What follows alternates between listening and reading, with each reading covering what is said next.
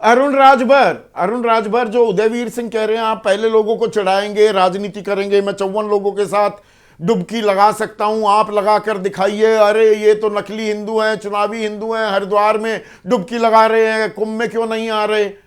वहां लोग आ रहे हैं बिना बताए, पर आपके लोग सब वीआईपी बने हुटर बजाते हुए जा रहे हैं, तो आम आदमी वहां पर लड़ेगा ही। वो रात को 1 बजे तैयारी के साथ जाएगा कि मेरे को डुबकी लगानी है, मेरे को शाही स्नान अमृत स्नान करना है। ये आ बैल मुझे मार वाला काम खुद किया था क्या आपने, आपके प्रशासन ने, आपकी सरकार ने? आपने 1,000 रुपया देने का झूठा वादा महत्वपूर्ण घटना है। तो हर महीना और साढ़े इस और इस घटना में कोई नहीं चाहता था कि इस तरह की घटनाएं हो। और जिस तरीके से घाट वहाँ 44 बने थे, सभी लोग जितने श्रद्धालु जा रहे थे, सबका एक ही मकसद था कि संगम के तट पर हम नहा लें, तो सारी चीजें हमारी सही हो जाएगी। आपके पीछे कुछ और भी चल रहा है, एक और आवाज आ रही है, उसको बंद कर दीजिएगा प्लीज अरुण। हम हाँ जी, तो हाँ, सभी अब लोग बोलिएगा। संगम तट की तरफ बढ़ेंगे, तो उसमें भीड़ की संख्या जब ज्यादा हो जाती है, तो उसमें कितना ही सुरक्षा व्यवस्था लगा दीजिए, कितना ही पुलिस प्रशासन लगा दीजिए, फिर पब्लिक को कंट्रोल करना। तो आप खुद कह रहे थे कि 10 करोड़ लोग आएंगे। बिल्कुल हमारी सरकार पूरी व्यवस्था किया है, कहीं से कोई दिक्कत। श्री अखिलेश यादव जी गए, क्या कोई दिक्कत हुआ?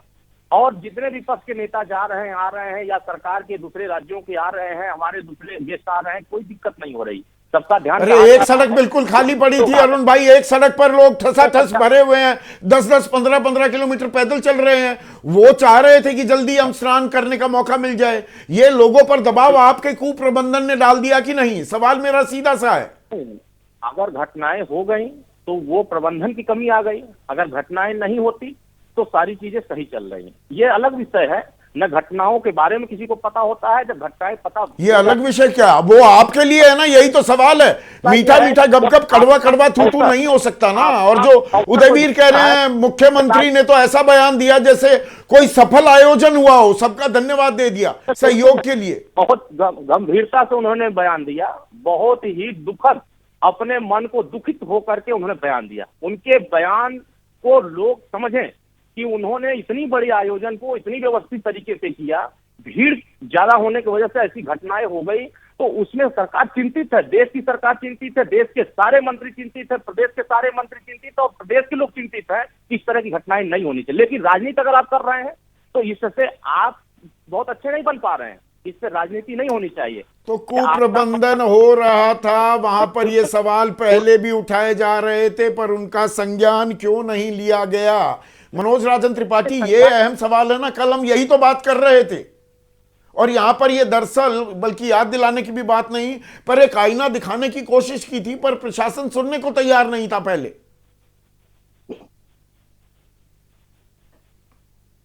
मुझे तो कल का वो वक्त याद आ रहा था कि हम बिल्कुल सही और खाके पर बात कर रहे थे, और हमारे प्रोग्राम का अंत इसी बात पे हुआ था कि ईश्वर कृपा बनाए रखे, ऊपर वाला करम बनाए रखे, कहीं कोई हादसा ना होने पाए।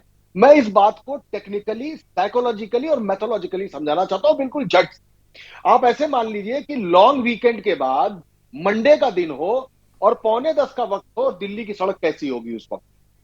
जब ये सड़क और उसी दौरान उस दिल्ली की सड़क से एक वीआईपी मूवमेंट हो, सड़क बंद कर दी गई हो, लोगों को ऑफिस पहुंचना है, जैसे ही वो वीआईपी मूवमेंट खत्म होगा, सबसे आगे वाला ऐसे भागेगा क्योंकि उसको 10 बजे ऑफिस में पंच कर।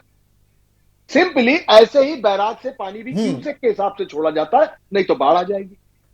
हम कल जिस बात पर चर्चा कर रहे थे, आपको मालूम है कि 10 करोड़ लोग आ गए। आपने सबको धीमे धीमे धीमे धीमे रोकना शुरू किया। वजह कि आपको मालूम है कि मौनी अमावस्या है, और मौनी अमावस्या से बड़ा कोई स्नान नहीं होता। 10 करोड़ आपको मालूम था, आपका आंकड़ा था। उस वक्त जिस फ्लो से छोड़ा जाना था, उस फ्लो से नहीं छोड़ा गया। मैं एक बात कहना चाहता हूं, 2013 में सिर्फ रेलवे की गलती नहीं थी, वो दिन भी ऐसे ही बड़े स्नान का था, और कुंभ से जो भीड़ लौटाई जा रही थी, तो जो केवल 2 रास्ते खोले गए थे, उसकी जगह 6 रास्ते खोले गए, जिससे सारी भीड़ तड़तड़ाती हुई एक साथ स्टेशन पर पहुंची।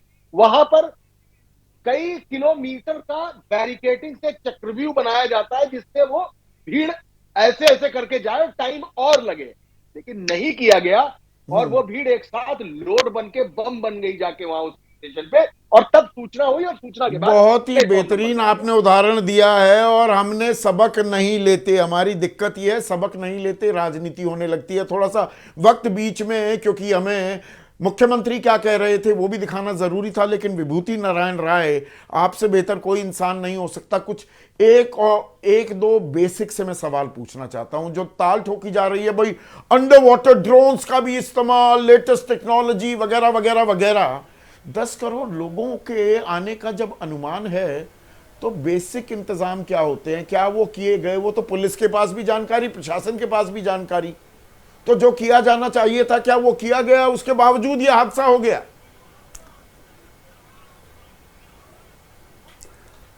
देखिए, ये बड़ा दुर्भाग्यपूर्ण हादसा हुआ है। 1954 के बाद पहली बार कुंभ क्षेत्र में कोई दुर्घटना हुई है। 1954 में हुई थी, जो आज़ादी के बाद का पहला कुंभ था। उसके बाद से मेला क्षेत्र में कभी दुर्घटना नहीं हुई। आपने अभी जिक्र किया है किसी दुर्घटना का, मुझे नहीं लगता कि वो इलाहाबाद का जिक्र है, वो शायद हरिद्वार में हुआ।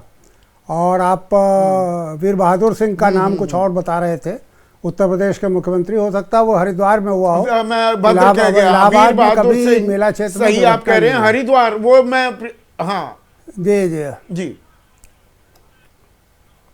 हाँ। तो इलाहाबाद में 1954 के बाद ये पहली बड़ी दुर्घटना है, इसीलिए ज़्यादा शर्मनाक है। और मैं तो केवल एक ही कारण इसके पीछे पा रहा हूँ, हालांकि मैं बहुत दूर हूँ। जाहिर है कि मेरे पास वही सूचनाएं हैं जो छन छन के मीडिया के जरिए आ रही हैं। ये जो वीआईपी मूवमेंट हुए हैं, वीआईपी कल्चर जो वहाँ दिखाई दे रहा है, वो अकेला इसके लिए जिम्मेदार है। सज़ा ज़रूर मिलेगी पुलिस अफसरों को और जो छोटे लेवल के अफसर हैं। लेकिन आप बताइए, मैं भी 1989 में कुंभ का एसएसपी था, इलाहाबाद कुंभ का। मेरे मुख्यमंत्री नारायण दत्त तिवारी थे, उन्होंने बाकायदा आदेश जारी किया था कि कोई मंत्री नहीं आएगा। मुख्य स्नान के दिनों को तो छोड़ दीजिए, सामान्य दिनों में भी अगर कोई मंत्री आएगा तो उसे ना कोई प्रोटोकॉल दिया जाएगा, ना कोई सिक्योरिटी दी जाएगी। आज तो हर दूसरे दिन एक फ़ोटोशूट हो रहा था। मुख्यमंत्री जी खुद 10-12 बार गए होंगे उस मेला क्षेत्र में। अपनी पूरी कैबिनेट का उन्होंने वहाँ पर जा कर के मीटिंग की और उसका श्रेय ले रहे हैं। कायदे से तो कैबिनेट को वहाँ से बहुत दूर रखना चाहिए था। अब गृह मंत्री जी जा रहे हैं, फोटोशूट हो रहा है, मंत्रियों के स्नान करवा रहे हैं, स्नान तो भाई खुद करना पड़ेगा ना, करा रहे हैं। जी जी जी। तो ये सारा सब कुछ मुझे लगता है अगर और ये जो वीआईपी मूवमेंट मैं दरअसल वीर बहादुर सिंह में वीरभद्र सिंह कह गया, वो हरिद्वार का था मामला, पर वो वीआईपी मूवमेंट डुबकी के चक्कर में वहां भी ऐसे ही ट्रैफिक रोका गया था 1986 की जो बात है। लेकिन सर ये बताइए विभूति जी, अब मुख्यमंत्री कह रहे हैं कि एक न्यायिक आयोग का गठन किया गया है, एक उसमें पूर्व आईपीएस, एक पूर्व आईएएस और एक पूर्व जज गठन। क्या ये न्यायिक जांच से सच सामने आएगा, या न्यायिक जांच का मतलब डब्बा गोल हो गया, कभी जिम्मेदारी ही तय नहीं होगी? आपने जो दूसरा आपके वाक्य का जो आखिरी हिस्सा है वही सही है। देखिए, पिछले 7-8 साल में उत्तर प्रदेश में कितने न्यायिक आयोग बैठे हैं? आपको कभी किसी न्यायिक आयोग ने पुलिस के खिलाफ या प्रशासन के खिलाफ कोई रिपोर्ट दी है? कानपुर का दुबे जो एनकाउंटर है वो तो बड़ा एक, जिसे आप क्या कह सकते हैं कि मतलब इतना खुली हत्या थी, उसे भी न्यायिक आयोग ने उसको क्लियर चिट दे दी थी। तो इसमें भी कुछ नहीं होगा, ये 2-4-6 महीने होता रहेगा, फिर उसके बाद हो सकता है कुछ छोटे अफसरों को सज़ा वज़ा मिल जाए। लेकिन जो मुख्य कारण है, और मैं मानता हूं कि ये मुख्य कारण वीआईपी मूवमेंट था, इसके लिए मुझे नहीं लगता कि न्यायिक आयोग कोई टिप्पणी करेगा। जी, तो आस्था के नाम पर भी एक दीवाने आम, एक दीवाने खास होगा। खास लोग खास डुबकी आसानी से लगा सकेंगे। तो आस्था के नाम पर राजनीति भी अगर होती रहेगी तो आम आदमी ऐसे पिसेगा। क्या हम सबक लेने को तैयार हैं, और क्या दरअसल हकीकत सामने आएगी? जिम्मेदारी क्या तय होगी?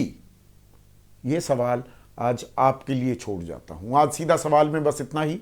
नमस्कार।